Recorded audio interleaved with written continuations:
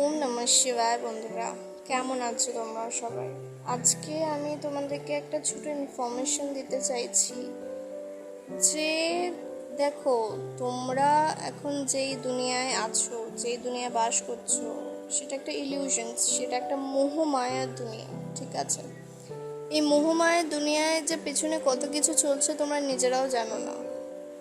আর অনেকে আমরা এতটাই বোকা, আমরা ভাবি যে আমরা ঠাকুরের মধ্যে ভেদাভেদ করতে শুরু করে দিই। ঠিক আছে? তো প্লিজ তোমরা ঠাকুরের মধ্যে ভেদাভেদটা না করো না। কারণ কেন বলো তো, আমাদের কনসিয়াস লেভেলটা কিন্তু অতটা বৃদ্ধি হয়নি, আমরা কিন্তু অনেকটাই ছোট তাদের কাছে।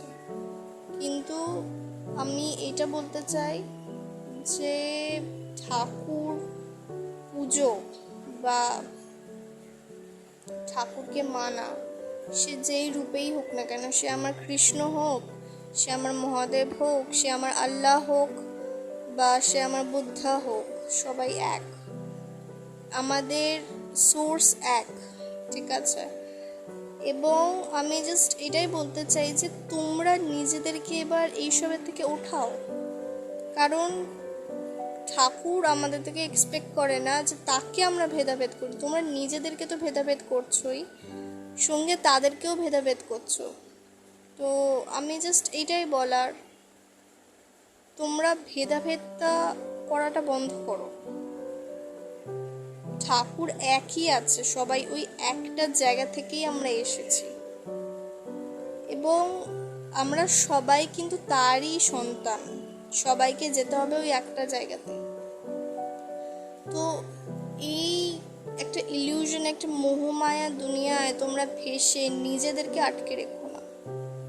তোমরা নিজেরাই জানো না যে তোমরা কে, তোমরা তাদেরই অংশ। ব্যাস এটাই বলার যে তোমরা ভেদাভেদ করো না।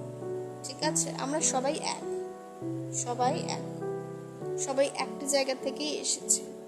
তার বিভিন্ন রূপ, তার বিভিন্ন নামে আমরা তাকে চিনি, কিন্তু সে আমাদের পিতা, সে আমাদের পালনহার। ঠিক আছে? সে আমাদেরকে এখানে প্রত্যেকটা জিনিস প্রোভাইড করছে, যেটা আমরা খেয়ে মেখে বেঁচে আছি। এবং আমি জানি না আমি কেন এই কথাগুলো বলছি, হয়তো তারই ইচ্ছে। কিন্তু তোমরা যে এইটা করছো, মানে অনেকে এখন সংখ্যায় খুব কম হয়েছে যারা এই ভেদাভেদটা কম করতে শিখছে, বা তাদের কনসিয়াসনেস এতটাই রাইজ করছে। কিন্তু অনেক এমন মানুষও আছে যারা এখনো ওই অন্ধকার খুপড়ির মধ্যে না পড়ে আছে, তারা জানেই না কিছু, মানে তারা এক্স্যাক্টলি আলোটা অবধি পৌঁছায়ও নি। তো আমি জাস্ট ওই আলোটাই তোমাদেরকে দেখাতে চাই যে কি সেই আলো। আর অবশ্যই ভাবে ভেদাভেদ তো করো না, এক থাকো। তোমরা সবাই একটা জায়গা থেকেই এসেছো, আর সবাইকে যেতে হবে ওই একটা জায়গায়, সে তোমরা যেভাবেই যাও না কেন। তো ব্যাস, ভেদাভেদটা নিজেদের মধ্যে তোমরা করতে করতে ঠাকুরের মধ্যে করে ফেলেছো। এইটাই সবার থেকে অবাক একটা ব্যাপার। সে তোমরা যে যাই নিয়মেই পুজো করো না কেন, পুজো করাটা ইটস নট দ্য ফ্যাক্ট। তোমরা ভগবানকে কি আদৌ ভালোবাসো সেটা তোমরা দেখো।